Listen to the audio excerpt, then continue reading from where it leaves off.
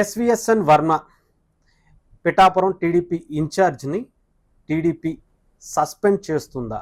ఇవి సోషల్ మీడియాలో వస్తున్నటువంటి వార్తలు. దీంట్లో నిజం ఎంత ఉంది అనేది ఇప్పుడు తెలుసుకునే ప్రయత్నం చేద్దాం. ఎస్విఎస్ఎన్ వర్మ టీడీపీకి పిఠాపురంలో చాలా బలమైన నాయకుడిగా ఆయన చెప్పుకుంటూ ఉంటాడు. ఇక్కడ ఆయన బలంగా ఉన్నాడా లేదా అనేది అక్కడ ఉన్నటువంటి టీడీపీ కేడర్కి బాగా తెలుసు. వర్మ గారి అనుచరులకు కాదు అనేది చాలామందికి అక్కడ ఉన్నటువంటి పరిస్థితుల గురించి అవగాహన ఉన్నటువంటి ఏ వ్యక్తులకైనా సరే వర్మ గారి ప్రభావం టీడీపీ వర్మ గారిని సపరేట్గానే చూడాలి.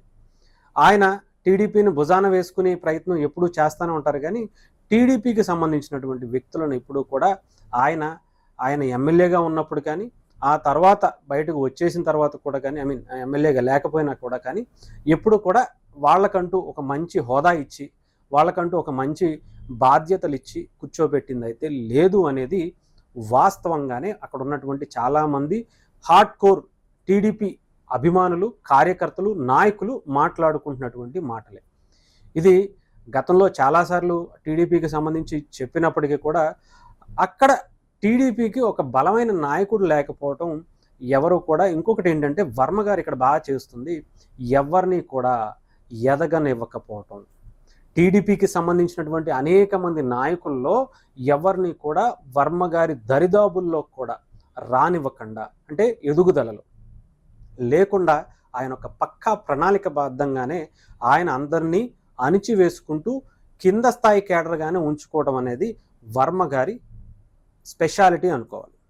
ఇక ఆయన అంత బలమైనటువంటి నాయకుడు అయితే కనుక 2009లోనే ఆయన చాలా ఈజీగా గెలిచేవారు, కానీ అక్కడ ఆయన గెలవలేకపోయారు. సరే 2014కి వచ్చేటప్పటికి ఆయనకి అన్ని రకాలుగా కలిసి వచ్చాయనే అనుకోవాలి. ఇండిపెండెంట్గా నుంచోవటం, అక్కడ అపోజిషన్గా ఉన్నటువంటి ఏ వ్యక్తి కూడా చాలా బలహీనంగా ఉండటం, 2019కి వచ్చేటప్పటికి మళ్ళీ ఆయన డొల్లతనం బయటపడి ఆయన ఓడిపోవటం, ఇవన్నీ కూడా చూడొచ్చు. ఇండిపెండెంట్గా గెలిచేశాను కదా, నాకు ఇండివిజువల్గానే ఈ కేడర్ అంతా నాకు బలం అని చెప్పి ఆయన బలుపుని వాపుగా చూసుకుంటున్నటువంటి పరిస్థితి.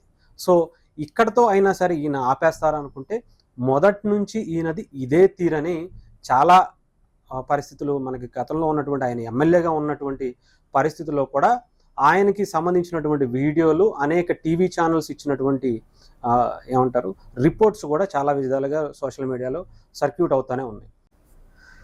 ఇకపోతే వర్మ గారికి సంబంధించి ఇప్పుడేదో కొత్తగా వర్మ గారిని తగ్గించేశారు అని సింపతి క్రియేట్ చేసుకున్నటువంటి వర్మ గారి వర్గం అంతా కూడా ఇప్పుడు జనసేన పార్టీ మీద పడి ఏడవటం అనేది సర్వసాధారణంగానే చూడాలి. గతంలో చంద్రబాబు నాయుడు గారిని లేదా లోకేష్ గారిని వాళ్ళ అధిష్టానాన్ని ఇష్టం వచ్చినప్పుడు తిట్టి వాళ్ళని అందితే జుట్టు అందకపోతే కాళ్ళు, ఈ టైప్లో వర్మ గారు ఎప్పుడు కూడా బెదిరిస్తూనే వచ్చినటువంటి వాతావరణం గతంలో పిఠాపురం నియోజకవర్గానికి సంబంధించి పెద్ద లీడర్గా భావిస్తున్నటువంటి వర్మ గారి ఆలోచన తీరు అలా ఉంది. ఇప్పుడు జనసేన పార్టీకి సంబంధించి జనసేన ఎమ్మెల్సీగా ఉన్నటువంటి నాగబాబు గారు అక్కడికి వెళ్ళిన తర్వాత ఆయనను పిలవలేదు అని, ఇక్కడ వర్మ గారికి ఏం హోదా ఉంది అని చెప్పి ఆయన పిలుస్తారు, ఇక్కడ ఆలోచించాలి. ఇకపోతే కొంతమంది నారా లోకేష్ గారు చాలామంది అక్కడ ఉన్నటువంటి మంగళగిరి జనసేన పార్టీకి సంబంధించినటువంటి చెల్లపల్లి శ్రీనివాస్ గారిని ఆయన పిలిచి స్టేజ్ మీద మాట్లాడుతున్నారు అని చెప్పి ఆయనకి కొంతమంది టీడీపీకి సంబంధించినటువంటి కొంతమంది సానుభూతి పరులు, టీడీపీ వర్గానికి సంబంధించినటువంటి వ్యక్తులు కూడా కాదు, వర్మ గారు మెయింటైన్ చేస్తున్నటువంటి కొంతమంది అనుకోవచ్చు. ఆయనకి సంబంధించినటువంటి కొంతమంది, జనసేనకి ఇష్టం లేనటువంటి టీడీపీలో ఉన్నటువంటి కొంతమంది, వీళ్ళు చెల్లపల్లి శ్రీనివాస్ గారిని ఎక్కువగా పిలుస్తున్నారు. నారా లోకేష్ గారు టీడీపీ ఇచ్చేటువంటి అది ఉన్నతమైనటువంటి విలువలు అని చెప్పి ప్రయత్నం అయితే ఆయన చేస్తున్నారు. ఇక్కడ చెల్లపల్లి శ్రీనివాస్ గారి దగ్గరికి వచ్చేటప్పటికి ఆయన హార్ట్ఫుల్గా అటు నారా లోకేష్ గారి గెలుపులో చాలా బలమైనటువంటి ఇంపాక్ట్ చూపించారు. ఎందుకు అంటే ఆయన సామాజిక వర్గం అక్కడ చాలా బలమైనటువంటి సామాజిక వర్గం. ఆయన ఇండివిజువల్గా 2019లో పోటీ చేసినప్పుడు కూడా మంచి ఓట్లు సంపాదించారు. అంతేకాకుండా హార్ట్ఫుల్గా ఇంటింటికి తిరిగి నారా లోకేష్ గారిని గెలిపించాలి, ఇక్కడ మంగళగిరిలో ఆయనకి భవిష్యత్తులో అవకాశం ఉండదు అని తెలిసినా కూడా ఇక్కడ ఎటువంటి పరిస్థితులు ఆయనకి అనుకూలించు, ఎమ్మెల్యేగా పోటీ చేసే పరిస్థితులు లేవు అని తెలిసి కూడా ఆయన ఇంటింటికి తిరిగి నారా లోకేష్ గారి గెలుపుకి పనిచేసినటువంటి వ్యక్తి. మరి ఇక్కడ వర్మ గారు అలా చేశారంటే లేదు. అలా అని చెప్పి వ్యతిరేకంగా చేశారంటే డెఫినెట్గా అనుకూలంగా చేయలేదు అంటే వ్యతిరేకంగా చేసినట్టే కదా అర్థం. అంటే ఇంటింటికి వెళ్ళి లేదంటే 10 మంది వ్యక్తులను పిలిచి మనం ఈసారి మనం జనసేన అధినేత పవన్ కళ్యాణ్ గారికి మనం ఇక్కడ పోటీ చేస్తున్నారు, మనం ఆయనకు సపోర్ట్ చేయాలని పెట్టినటువంటి ఒక్క మీటింగ్ ఏమన్నా బయటకు వస్తే కనుక చూపించండి. ఇకపోతే పవన్ కళ్యాణ్ గారు వచ్చినప్పుడు, నాగబాబు గారు వచ్చినప్పుడు మాత్రం వెనకాల వ్యాన్ల వెనకాల ఎక్కేసి అక్కడికేసి ఇక్కడికి కూర్చోవడం తప్ప ఆయన బయట ఎక్కడికి వెళ్ళి ప్రచారం చేసినట్టు మాత్రం ఎక్కడ కనిపించలేదు.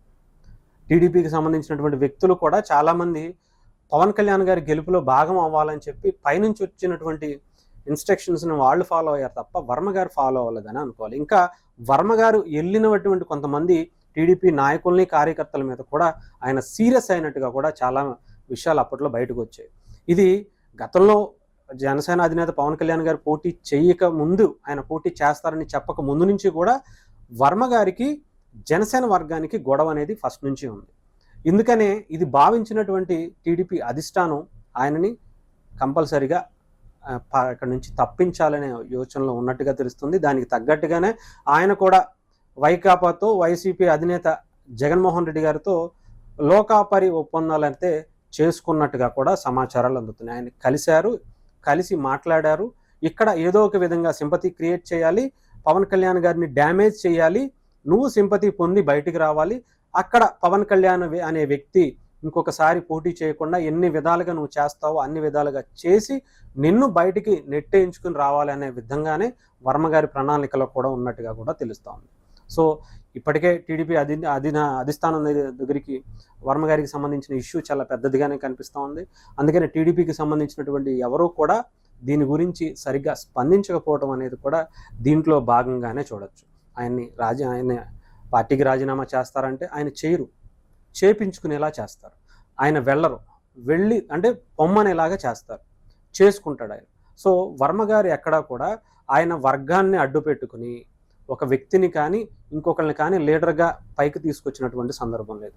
ఇందాక ఇది చిల్లపల్లి శ్రీనివాస్ గారికి చెప్పినట్టుగా ఆయన పిలవాలి అంటే కనుక మంగళగిరిలో ఆయనకి ఒక నామినేటెడ్ పోస్ట్ అనేది కూడా ఉంది. ఇక్కడ వర్మ గారికి ఎటువంటి పోస్టు కూడా లేదు. ఇకపోతే మిగతా అనేక నియోజకవర్గాల్లో 175 నియోజకవర్గాల్లో జనసేన టీడీపీకి సంబంధించినటువంటి పోటీ చేసి గెలిచినటువంటి నియోజకవర్గాల్లో కూడా చాలామంది జనసేన వర్గాన్ని పిలవట్లేదు అని చెప్పేసి చాలా భారీ ఎత్తున వాళ్ళ అధిష్టానానికి, అంటే జనసేన పార్టీ అధిష్టానానికి పవన్ కళ్యాణ్ గారికి చెప్పిన మాట చాలా వార్తలు అయితే కాదు, నిజాలు కూడా చాలా బయటకు వచ్చాయి. కానీ ఎక్కడా వాళ్ళు బయటకు వచ్చి మాట్లాడింది లేదు, ఎక్కడా టీడీపీకి వ్యతిరేకంగా నినాదాలు చేసింది కూడా లేదు. కానీ వర్మ గారే ఎందుకు చేస్తున్నారు అంటే, పోనీ ఏమన్నా టీడీపీ మిగతా నియోజకవర్గాల్లో జనసేన గెలిచినటువంటి నియోజకవర్గాల్లో ఏమన్నా బయటకు వచ్చి మాట్లాడిందా అంటే అది కూడా లేదు. కేవలం వర్మ గారే ఎందుకు పదే జనసేన పార్టీని, పవన్ కళ్యాణ్ గారిని, నాగబాబు గారిని, జన సైనికుల్ని టార్గెట్ చేసుకుని ఇబ్బంది పెట్టాలనే ప్రయత్నాలు ఎందుకు చేస్తున్నారు అనేది చాలా ఆలోచించాల్సినటువంటి విషయం.